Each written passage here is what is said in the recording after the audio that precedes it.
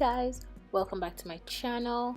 Today I'm going to be sharing how I make my aloe vera oil, and I'm doing the heated method. So first, here I have my aloe vera, and make sure to wash your aloe vera first, and then you're going to remove the prickly areas from the plant.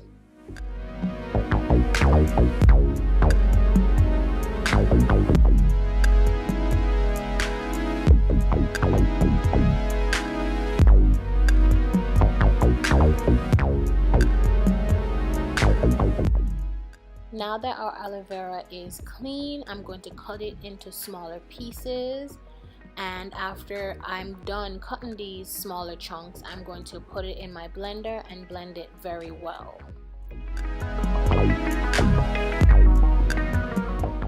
To prepare this aloe vera, you can use extra virgin coconut oil or extra virgin olive oil. Here I'm using the extra virgin olive oil, and I'm just going to pour that into my measuring cup. As you can see here, it measured up to at least 2 cups. I'm going to pour that in my pan, and I'm going to use the same amount of olive oil as the aloe vera, and I'm just going to pour that in my pan and boil that on medium to high heat.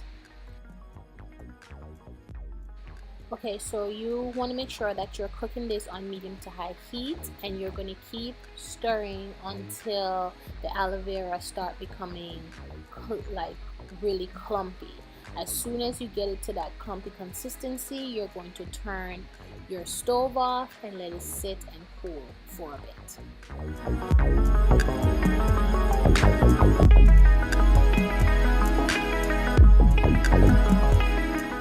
Alright, so now that our oil is somewhat cool, I'm going to pour this in a container before pouring it into the bottle. And make sure that when you're straining it off, you don't get any clumps inside of it. And this is what it looks like. You can let it sit there for a few minutes, which I did, and then we're just going to pour it into our bottle.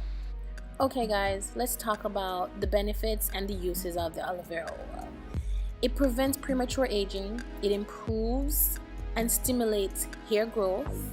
You can use it as a massage oil, you can use it on insect bites, and you can use it as dental care. Yes, I did say dental care.